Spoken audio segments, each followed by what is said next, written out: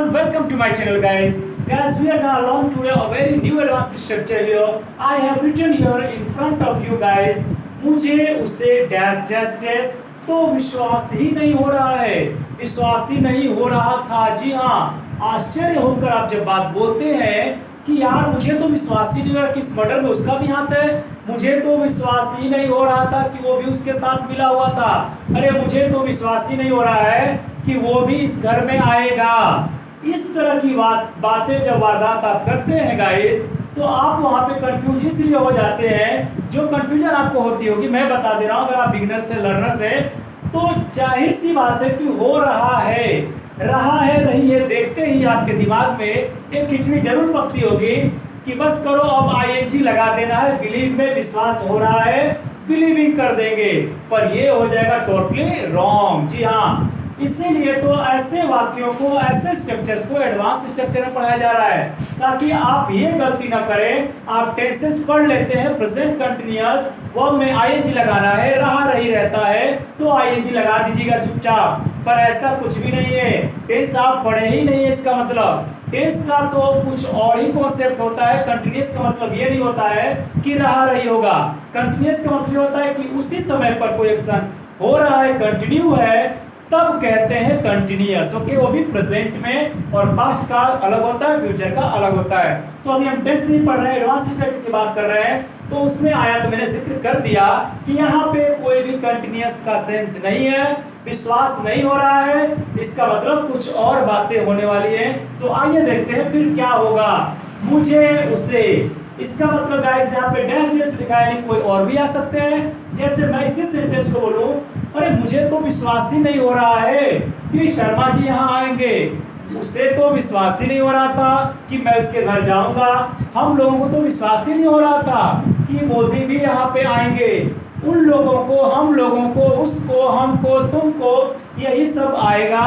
या फिर मेरे पापा को तो विश्वास ही नहीं हो रहा था कि मेरी बहन ऐसा करेगी। इस तरह का सेंटेंस जब भी आता है तो इसी स्ट्रक्चर को फॉलो करके आप बना सकते हैं। It's very easy guys, very quite simple. So let's have a look on the structure here. It is और वाज। जी हाँ, इज या वाज का इस्तेमाल मैं इसलिए किया हूँ क्योंकि आपको दिख रहा होगा प्रेजेंट और पास्ट की बात कर रहा हूँ। विश्वास नहीं हो रहा है, प्रेजेंट, विश्वास नहीं हो रहा था, पास्ट। ठीक है, तो इज और वाज बस दो ही इसमें इस्तेमाल होंगे।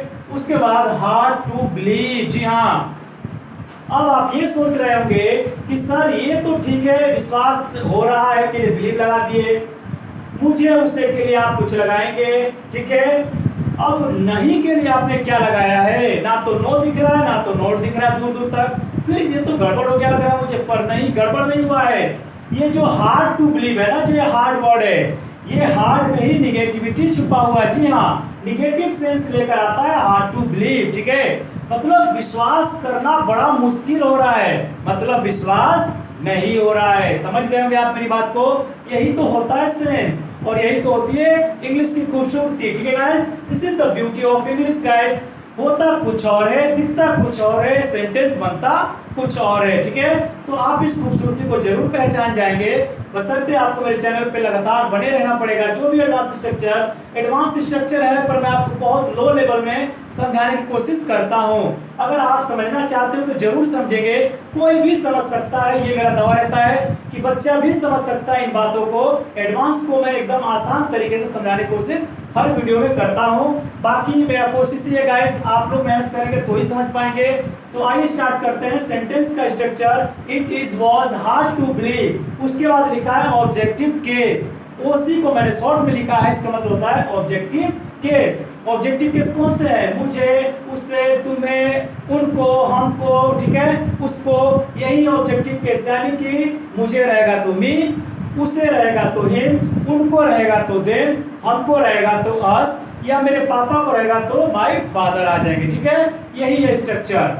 आइए स्टार्ट करते हैं सेंटेंस बनाना। और यहाँ पे मैंने दैट लिखा है ऑब्जेक्टिव केस के बाद, और दैट किस लिए आया है, की के सेंस में आ रहा है। उसके बाद कोई भी सेंटेंस किसी भी टेंस में हो सकता है। आपके सेंटेंस को कंप्लीट करने के अनुसार जो भी आप लिखना चाहे आगे कॉम्बिनेशन बना के, वो किसी भी टेंस में हो सकता है, नो डाउट ये सही है। बस हमको देखना है कि मुझे तो विश्वास ही नहीं हो रहा है, मुझे तो विश्वास नहीं हो रहा था। इसी में हमको कंफ्यूज नहीं होना है। क्लियर है? आइए स्टार्ट करते हैं। मुझे तो विश्वास ही नहीं हो रहा है। It is hard to believe. It is hard to believe. और किससे विश्वास नहीं हो रहा है? मुझे। तो यहां पे देखिए बिलीव के बाद क्या है? Objective case. It is hard to believe me. उसके बाद क्या है गाइस? दैट। मैंने यहाँ पे दैट लिख दिया। अब यहाँ नीचे आ जाते हैं।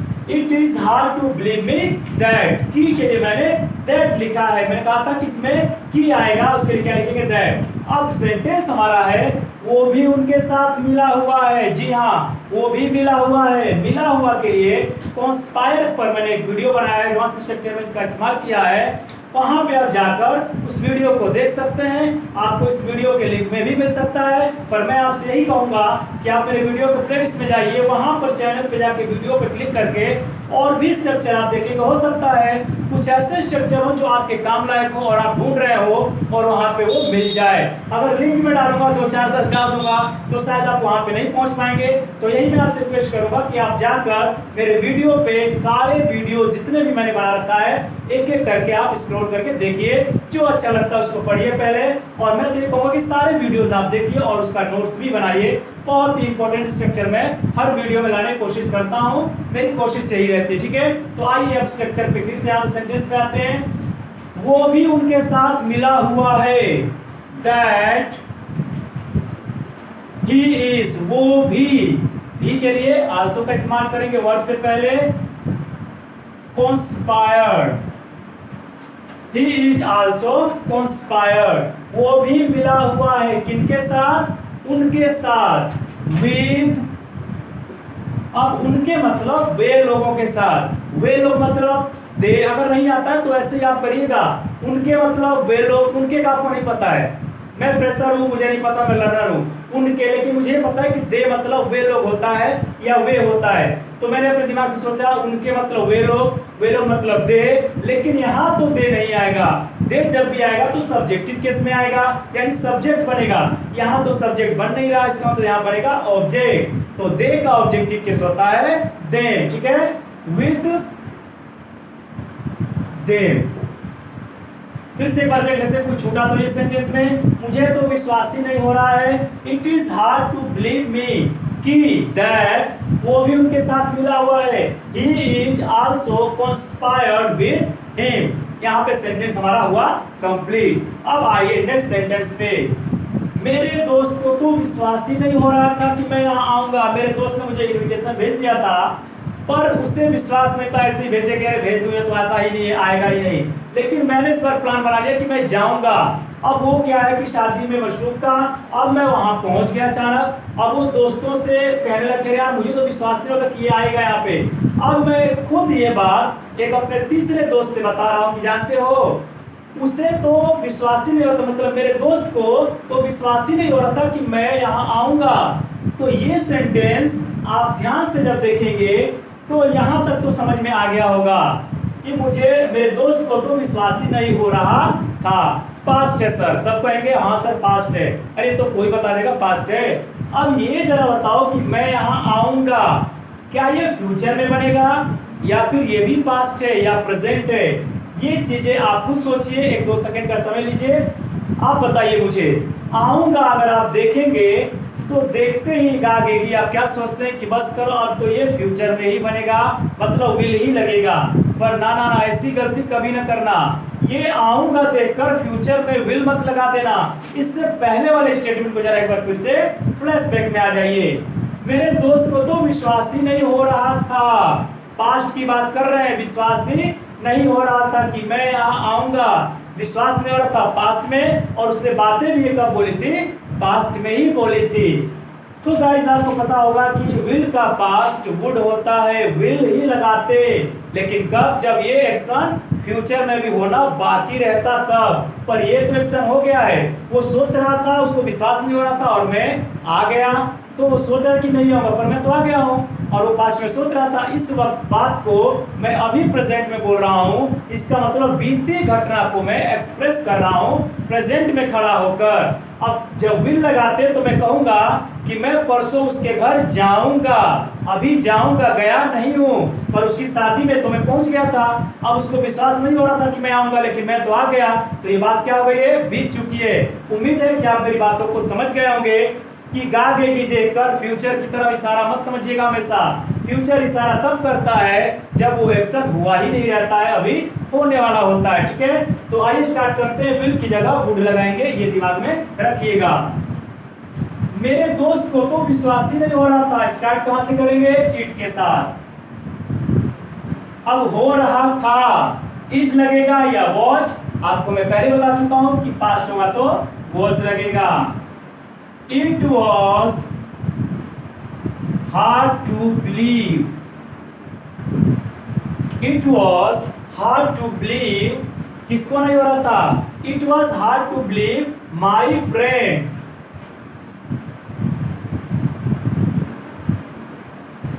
मेरे दोस्त को। ठीक है, जैसे यहां मुझे नहीं हो रहा था वैसे यहां पर मेरे दोस्त को नहीं हो रहा था। It was hard to believe my friend that, की।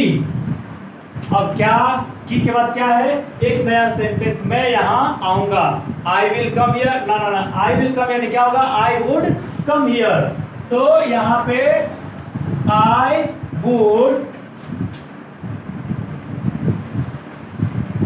Come here. ओके गाइस, तो मैं आपको एक आध दो सेंटेंस और बता दूंगा कि तुम तो कल कह रहे थे कि तुम मुझे 100 रुपए दोगे, तुम तो कल कह रहे थे कि मुझे 100 रुपए दोगे, और बात कब बोल रहा हूं, अभी। आप बोल कब रहे थे, कल। क्या आपने मुझे पैसे दिए, नहीं। तुम कह रहे थे कि मुझे दोगे, पर वो घटना दोनों बीत चुकी है। तुमने कहा पर तुमने पैसे मुझे नहीं दिए। अब नहीं दिए मतलब वो बात खत्म, लेकिन बात बोल रहा हूं प्रेजेंट में, तो ये दोगे, मुझे पैसे दोगे, पास्ट में चला गया तो वहां भी क्या लगाएंगे, वुड। क्लियर है। तो गाइस, इस तरह के सेंटेंस जब भी आपको बोलने होते हैं, उसे तो, मुझे तो, हमें तो विश्वास नहीं हो रहा है, नहीं हो रहा था, तो आप हार्ड टू बिलीव का इस्तेमाल करेंगे। और मैंने कहा था नहीं के लिए यहाँ पे निगेटिव का इस्तेमाल मत कर देना, नॉट या नो मत लगा देना, वो हार्ड में ही छुपा हो रहा है। तो इसका अगर देखा जाए, अगर आपको नहीं पता होता स्ट्रक्चर, इंग्लिश बस दे दिया जाता, तो आप क्या सेंस निकालते। तो पहले ही सेंटेंस को मैं ले लेता हूं, it is hard to believe, बड़ा मुश्किल है विश्वास करना। हार्ड टू बिलीव, बहुत मुश्किल है विश्वास करना, किसे, मुझे, कि he is also conspired with them, कि वो भी उनके साथ मिला हुआ है। बड़ा मुश्किल है मुझे विश्वास करना कि वो भी उनके साथ मिले। पॉजिटिव मैंने बना दिया, लेकिन सेंस क्या है, इसका निगेटिव है।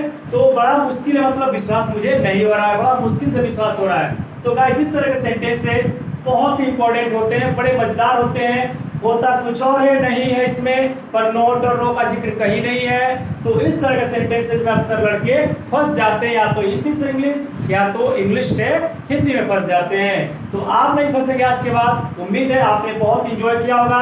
अगर आपने इंजॉय किया है तो ये वीडियो अपने दोस्तों के साथ भी भेजिए, शेयर करिए ताकि वो भी इंजॉय करें। So guys, that's all for today. मिलते हैं नेक्स्ट वीडियो में कुछ ऐसे ही मजेदार स्ट्रक्चर के साथ। तब तक के लिए शुक्रिया। God bless you, take care, thank you.